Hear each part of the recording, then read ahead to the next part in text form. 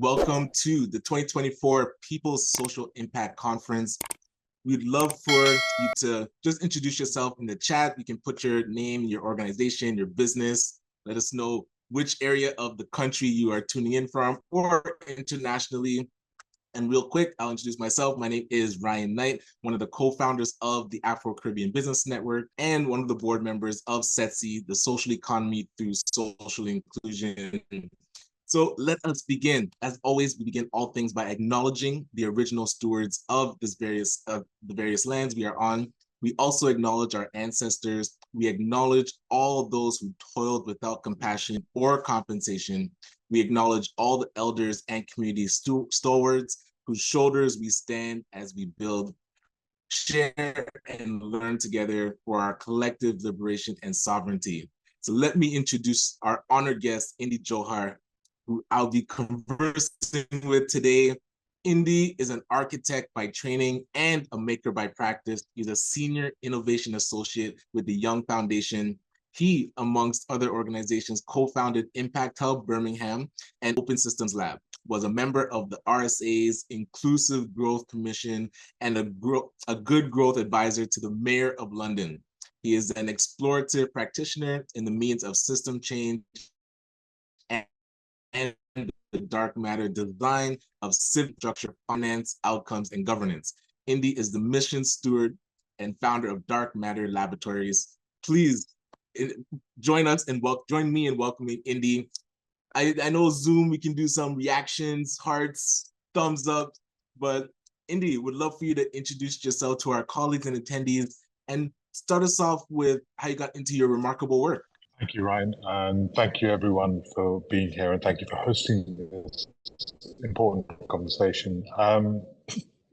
Yeah, I've just been on a journey, and I trained as an architect, as you said, but most of my things have just been what I would do is adjacent possible. So when we were building the Impact Hub, we started to realize that you needed to think about how you did furniture around the world. So we built open desks, and then when we realized you could do distributed building of furniture, you could build open source housing. So we built WikiHouse. So when we realized that you could do that, then we sort of looked at impact investing, and we built a kind of impact investing fund, traditional impact investing fund, and we realized we weren't happy with it.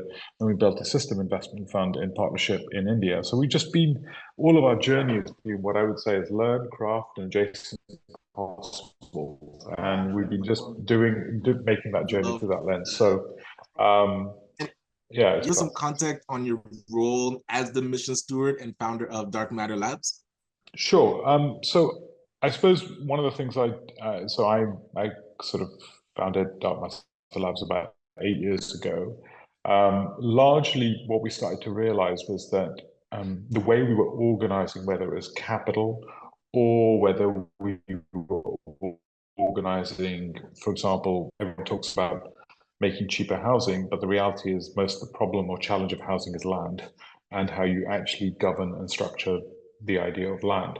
So what we started to realize was underneath the problems that we were looking at, there was a whole bunch of dark matter, which was constraining actually solving those things. And that's where the whole Dark Matter name came from. And now we're a 65-person organization with a presence in Montreal and across parts of Canada, but also in Europe and also in South Korea. We're a not-for-profit structure. We built ourselves, the highest paid to the lowest paid is 2-to-1 ratio. So the highest paid is 2-to-1 ratio to this is the lowest paid. So what would traditionally be called, we built not a theory of compensation based on power or experience, but a theory of liberation. How do you support people to be liberated to do the work that we want to do? So we've changed the coding of the organization. We're not rooted in the traditional idea of the C-suite. We're rooted in the idea of the how do you build a learning, so chief learning officer role, which I think is the most critical role in an organism, and especially when you're working in complexity. So how do you build that? So we've been building quite a different type of organism, and most of the work we're doing is looking at, so this is where I think it becomes really critical, is most of the work we're doing is looking at new forms of the critical foundational economies of the 21st century. So this is where I'll get into a little bit of why I think what you're doing is so important. I think one of the biggest transformations that we're facing is a shift shift facing is just a marginal shift, but a systemic shift. In very clear that if, for example, you own a farm, currently the balance sheet of the farm does not effectively take account of soil. So the soil is not part of the balance sheet of the farm. Whereas if you are any form of systemic thinker about value creation, we know soil is increasingly degrading, and we know that's going to increase costs. It doesn't also take account of labor provision. So we were talking to one of the second largest producers of sugar in the world, and they were saying, well, look, the reality is our soils are degrading, and also our cost of security is increasing to secure the land, and also we can't get the labor. So our theory of how we've governed and maintained assets, which are systemically being extractive, no longer works in an entangled world. So what we're seeing is a demand for quite a systemic reimagination of how we are operationalizing and governing investments and allocations. Now, I would argue this transformation that we're all facing is going to be rooted. I would say food systems is going to be one of the biggest transformations that we're going to see, because we're going to see crisis come to bear on that. But also it'll be a transformation of our energy systems, it'll be a transformation of our mineral economies, it'll be a transformation of, and in terms of our material economy of society, we're going to have to vastly reduce the material consumption of society. We're going to have to move towards intangibles. We're going to have to make our material consumption more durable. We're going to have to make our material consumption massively more circular, and we're going to have to build our material through a biomaterial base. So we're seeing a radical shift of our biomaterial economy, a radical shift of our energy economy. And just to give you an idea, that in 2019 to 2020, the global increase in energy was greater than all the installed renewables. So this is a transformation at a root level of our energy civilization, and civilization is one-to-one related to energy. So if we have to move away from hydrocarbon energy, we're going to have to do a radical reimagination. So energy, nutrient, food systems, mineral systems, and then the final revolution that I think is there's two other key revolutions. One is we're going to have to rebuild the biointegrity of our landscapes, because that biointegrity is a key stabilizing function, and rebuilding those, whether it's trees as infrastructure or perceiving the tree canopy of cities or other things, rewilding places. And then the final one is the human revolution, which is actually what's very clear is that our theory of how we've organized, how we invested into human development is no longer sufficient for a new machine-human synthesis age. And as machine-human synthesis comes together into a new format, I think we're going to have to actually unfurl the full capacity of what it means to be human and the multiple intelligences of being human, which is embodied intelligences in different formats. So I think we're in the cusp of these stack of 5 systemic revolutions at the foundations of our economy, and they will change our theory of value. So, for example, we're doing work on actually in the continent on how do you invest in the collective intelligence of a city. It's not about education. It's about investing in the collective intelligence of a city. This is an entangled piece of investment. It's non-divisible. It's a completely different theory of assets. But we know these things are going to be critical. How do you invest in the tree canopy of a city? How do you invest in the air quality of the city? How do you invest in the new material cycle of a city? How do you invest in how do you renew the financing and the renewal of a river in a regenerative sense? So one thing I would say to all of us is that as we face up into the scale of the transformation, we're going to see a transformation at the deep foundations of our industry, of our world, and how it's organized and our theory of value. And the way it's organized, I think, is going to have to move from extractive theories of asset management to flourishing theories of asset management. We're going to have to work from theories of maybe even operationalize ourselves to recognize multiple capitals. So financial capital is one of many capitals that's required to maintain and organize value. And how do we recognize the other forms of capital that organize? So I'll give you a practical example. A tree planted by communities has a 90% chance of survival, whereas a tree planted by a local authority has a 50% chance of survival. So how do we recognize the love and care that's critical to building these sorts of new forms of assets and frameworks? So this is actually quite a systemic revolution. And I think this will also change what I would argue is the next generation of impact investment. Most of our capital structures have been did through a theory of colonization. Debt is a form of colonization. And because it creates asymmetric power of the allocator of capital to the provider. It doesn't account for societal risks. So we're, for example, working with one partner, Civic Square, on how do you actually structure investment where actually there's a disaster risk return model, where effectively if disaster occurs, actually capital providers will provide capital with negative interest rates. So they will actually provide more financial support to preserve the asset rather than demand. So how do we start to create more equitable relationships in the financing and the resource allocations of things, which I think become really critical. So I think there's a whole piece of work that we're just about to come out on how do you decolonize capital allocation and how do you build a new theory of accountability, which isn't just to the financial capital providers, but to the multiple capital providers. And that's going to be a key part of the story. And I think if you go Horizon 1, this is new types of revenue-linked funds and new forms of kind of more dynamic relationships. If you go to Horizon 2, this becomes a new maybe even bi-regional banks, new forms of monetary production engines. If you go to Horizon 3, you can start to make new forms of monetary claims, or sorry, Horizon 2 is new forms of monetary claims on the basis of ecological limits. So sort of ecological drawing rights and monetary production linked to ecological drawing rights. In Horizon 3 is the decentralized production of money in a really radical way.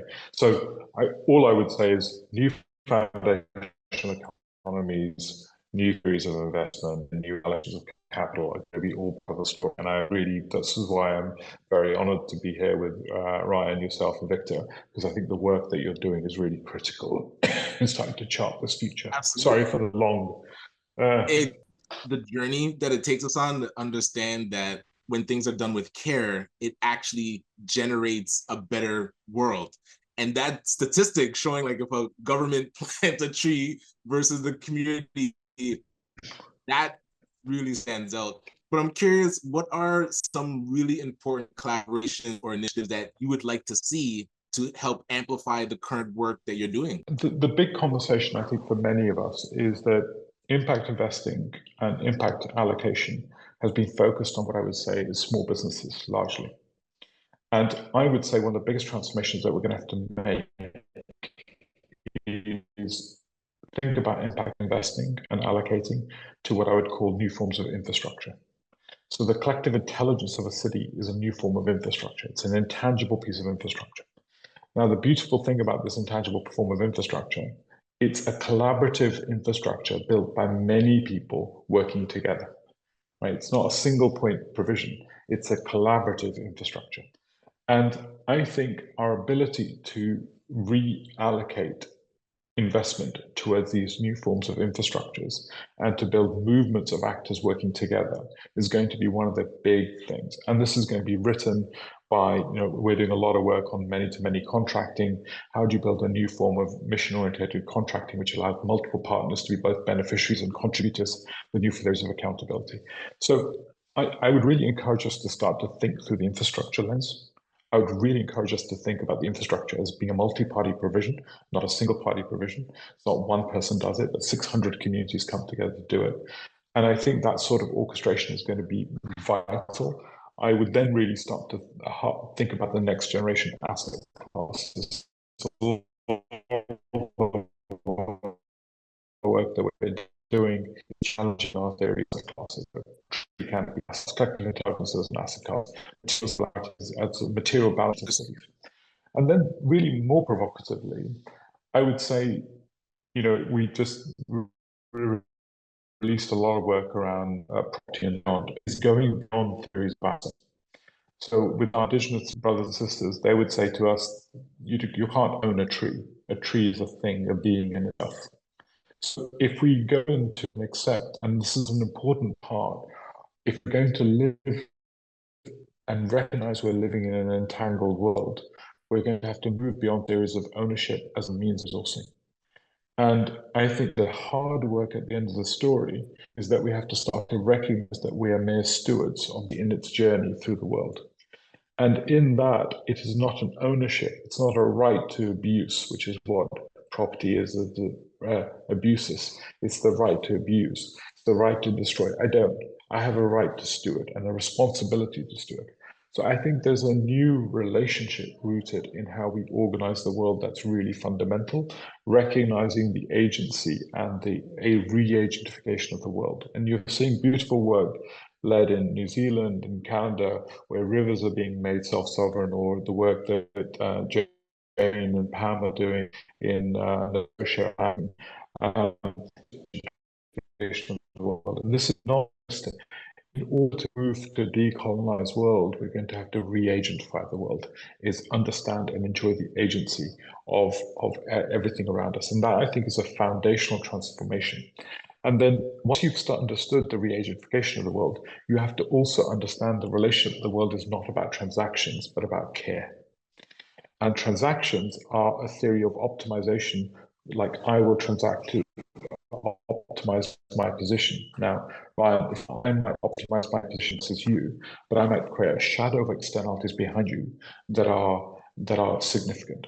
So the question is, how do we compute and contract into care is a fundamentally different theory of organizing. And care is not asymmetric, it's a symmetrical relationship of care. How do we construct to be in care with, I think, is a really critical philosophical, but actually a sort of a coding question of how we code our world around us. And I know I sound a little bit esoteric, but I'm convinced that in a complex and tangled world, actually you have to move away from transaction-based thinking to lots of brilliant feminist economists have been talking about economies of care. And I think they're absolutely right, because in the thesis of being in relationship with care, we can deal with the externalities. And this, I think, is the real deep revolution that we're in the heart of the re-agentification of the world, but actually operating in care, and thereby recoding our resource theories in relationships of care rather than relationships of transaction and power, which is how we've all historically organized stuff. And I don't often start here. I often start with the tree canopy or the river system, because people get that. But if you follow the problem all the way through, it's really coded in the worlds that we see. So my invitation to all of us is to really start to think both systemically, but also at the scale that the problem requires. And I think that's those two things have to be done in simultaneously.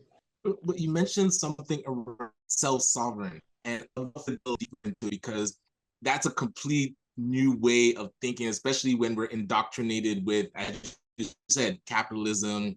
And I heard about the comparison between capitalism and even social economies. And there's still a version of ownership. So getting to self-sovereign, if you can jump a bit deeper into that. So the critique, and there's a piece of work that we published right now called Life and Ennobling Economics, and people can see it.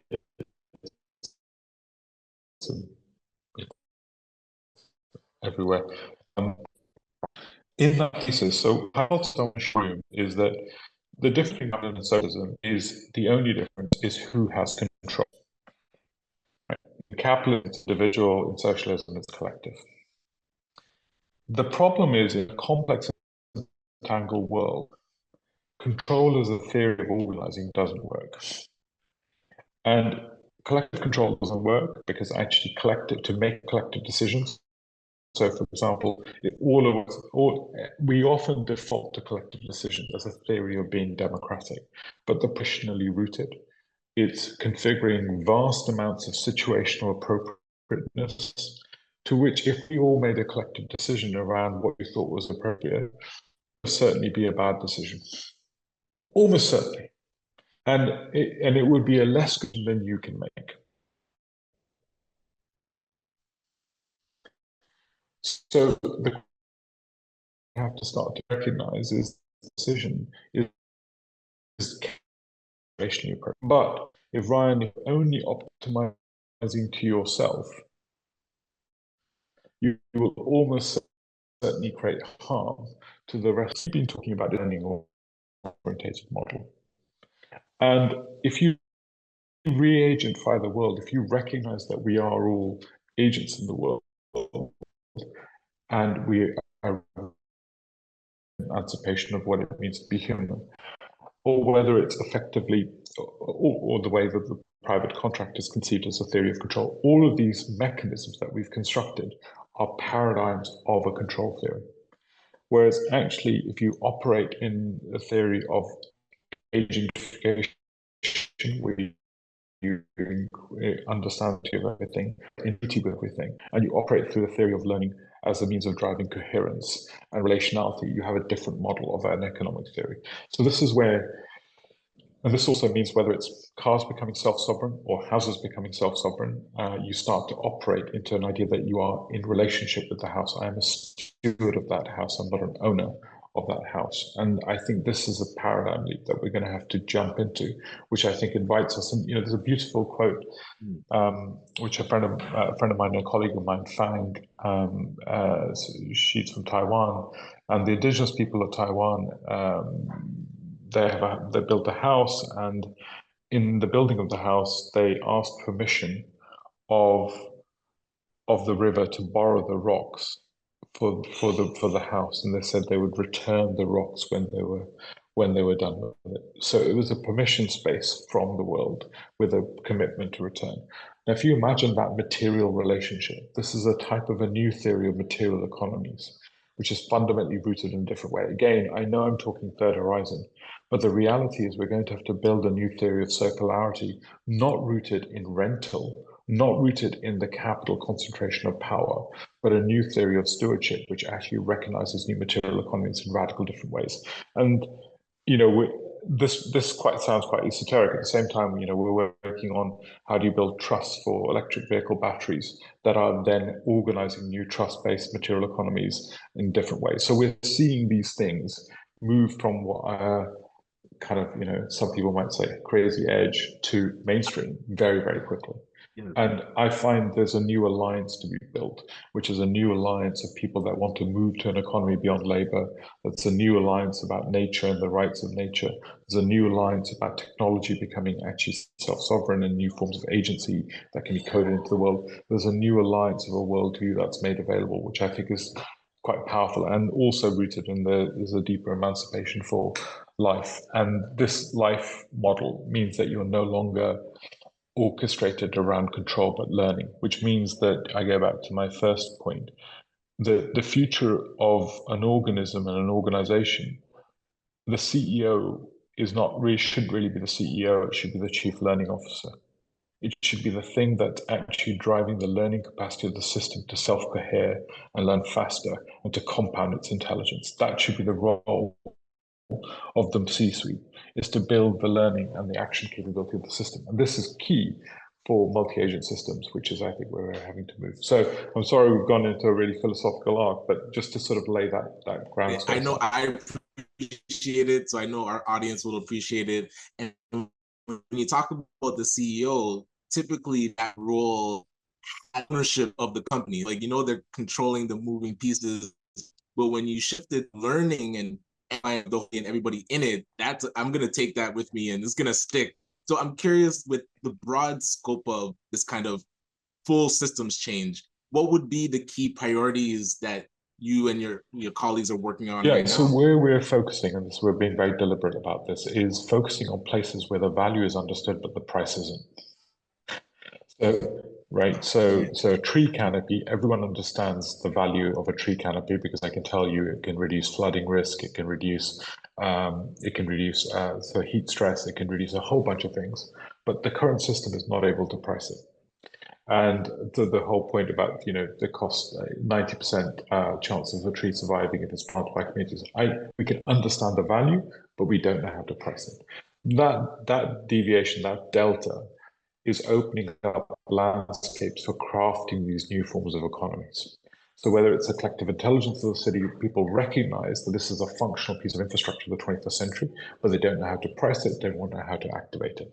People know that a river becoming swimmable, as the work we're doing with Region Melbourne in Melbourne, is massively valuable, but they don't know how to price and allocate to it. So we're very clearly moving into, we're doing a piece of work around an energy meter, making an energy meter self-sovereign, because by making an energy meter self-sovereign, it can dynamically look for the cheapest energy provision to your need, and you can take a financial lien against the energy meter to put a solar grid a heat pump, and a battery on your house. And it can balance those two capital flows dynamically without it becoming a rent extracting system. So it doesn't, there's no incentive for it to extract more money out of you. It's trying to balance your needs.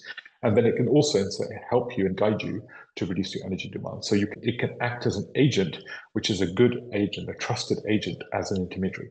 So what we're trying to do is find these locations where the value and the price is going to seed these economies in different ways. And like the electric battery stuff. So we're arbitraging. And then the other thing is working in places where these worlds are coinciding. So working where free land is made possible in Nova Scotia because the brilliant leadership of Pam and the brilliant leadership of people like Jane Engel, which means that the Crown and the Indigenous legal systems are coinciding.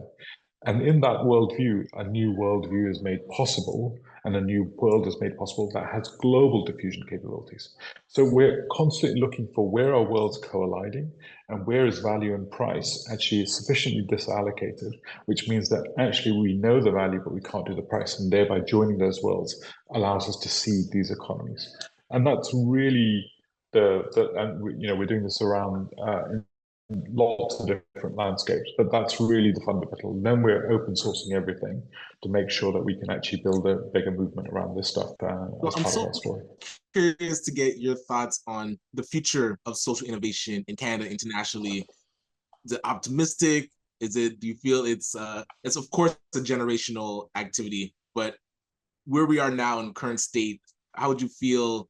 Yeah, what's your current feelings on it? My biggest thing is that I think the need that we're about to face is of an order of magnitude much larger than I think, and I think we need to 100x ourselves. Yes, right. I think it's not 10x. I think the big ask I would say to us is if you look at the scale, like for example, we're almost likely in the next 2 to 3 years to face a global food crisis. Right? Yeah. We've already faced energy crises. We're going to face material costs. We're going to face these things are coming into crisis. And so I think the biggest challenge for social innovation is to actually 100x itself, to start to think at a different scale. And this is why I talked about infrastructure. This is why I talked about, I think we're going to be setting up sunset banks, whose purpose of the sunset bank will be to take hydrocarbon industries and sunset them with palliative care, to make sure that there's care in the act of saying goodbye to these industries. We're going to have to start to think at a different scale and order of magnitude required for that. We're going to have to think about rebuilding. Like I said, we're going to have to talk about changing the food system of a whole city or a place. It's not just a food business, it's the whole system. And that's going to create new economies of value in a way that we've not considered before. We're going to have to recode our theory of what is a balance sheet in the 21st century. We're going to recode our theory of asset management. So my big thing would be start to think 100x. Excellent. And I think the 100x is where value is going to be discovered, and it's also going to be where value is going to be invited. And I think that would be my big call request. Love that. And again, I would say a monumental shift in current mindset. A lot of times, even big corporations think incrementally, but for us to combat that, we definitely have to go 100x. So that's going to stick as well. So I'll leave it to you. Any closing thoughts before we open it up for Q&A and other calls to action? No, the big thing I would say is that we sit at the cusp of both responsibility and also great possibility. I don't want to say this is I know what the numbers look like. Really, we are facing dire numbers. But also at the other end of this is a great possibility of reimagining what it means to be human and reimagining our relationship with the planet and reimagining a whole new future in a way that I think could be an extraordinary transformation of what is a planetary civilization. I think it's really critical to hold the darkness simultaneously with the holding of what is a possible light on the other side. And I think my key thing would be, it's really important for us to face up to the darkness, because I think too many conversations are delusional as to the scale of the challenge that we're in the middle of. So I would really say, let's look into the darkness to find the spots of the future light. And I think there's deep light available. I think we're an extraordinary provision of actually both reimagining what it means to be human, but also reimagining our relationship in the world, and also reimagining our relationship where that value will genuinely be reconstructed.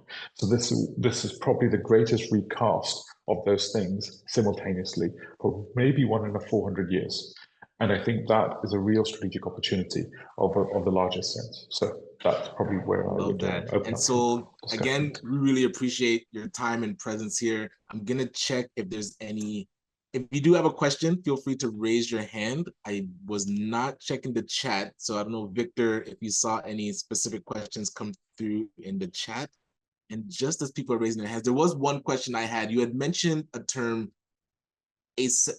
asymmetric power. So I was curious for our viewers and even for myself, would you be able to dig a bit deeper into the meaning of that and how it can shift economies? Yeah, so I mean, people like Forrest Landry are really eloquent in talking about this. So what he suggests, and I think is really interesting, is that if you go into a transaction relationship, over time, a transaction relationship will become a power relationship because one party will accrue power in that transaction. And in the theory of when you accrue power, you simultaneously also accrue you become extractive in the accrual of power. Once you become asymmetric in your transaction, you almost become invisibly extractive because you have accrued power. And in that relationship, there's a really fundamental problem that once you become extractive, it becomes a self-fulfilling prophecy. You accrue more power. And actually, in the process of becoming more detached from the system and more insulative, you also create more. So and his thesis is the only way you break power is to actually infer care. And once you infer into care, then you actually close the circle of actually operating beyond that. So there's a really interesting question about how we operate into asymmetries and why symmetrical relationships are really vital for all of our well-being, both at an individual but also collective level. And I think that's I found that really useful as a way of looking at this, into those futures. So I think there's many conceptual things here. Is one, I think we have to imagine and reimagine and re-embrace the extraordinariness of what it means to be a human. I think we've imagined humans as sub-machines. And I think if I was to say to you that every human alive is more powerful that any generative intelligence that we've yet built or any form of machine learning capability that we've ever built, every human alive is more powerful than that. That should sober us up into whether we're really unleashing the full capacity of what it means to be human. So I think embracing the extraordinariness of what it means to be human, I think is a key conversation, because I think when you can embrace the extraordinariness, you can actually build a different type of conversation. So that's one thing. Two, I would say, if you're not plant-based, become plant-based. All right. Because the reality is I don't know any other way to look at the numbers and see what they mean. So I think plant-based food diets, both in terms of your personal health and our personal health, but also at the ecological level, we're going to have to make those decisions, and those are coming at us fast. Number three, I would say that if we were allocating together, I would say monetary innovation. We are going to see the recoding of money and money formation in really radical ways. And I would really start us to think more harder about what does monetary innovation in the 21st century look like, and embrace some of the deep work there, because that money is going to get recoded with or without us, and it's better if it's with us in that system. So I would really start to look at those things. Yeah, and I could carry on, but they probably give you a bit of a flavor. Excellent. And I didn't see any final questions. And again, we really appreciate your diligence, your leadership. Thank you for being present with us and sharing this journey. And hold on, let me just make sure as we close. Yes. So, and we will close the way that we began this interview by acknowledging the original stewards of the various lands we are on. We also acknowledge our ancestors. We acknowledge all those who toiled without compassion or compensation We acknowledge all the elders and community stalwarts whose shoulders we stand on as we build, share, and learn together for our collective liberation and sovereignty. My name is Ryan Knight, representing Setsi, the social economy through social inclusion. Thank you for being here for this conversation with Indy Johar. It was vitalizing, and I really appreciate you taking the time. Have a good rest. It's an absolute honor. Thank you for everything you're all doing together. And it's only made possible by all of us actually having the space to be able to hold these sorts of conversations with due care and respect. And please can I ask forgiveness for anything that I said that was wrong and help me be better. Hey, that's it. We challenge each other and we learn together. This is amazing. Thank you again. Have a good one. Great. Thanks, friends.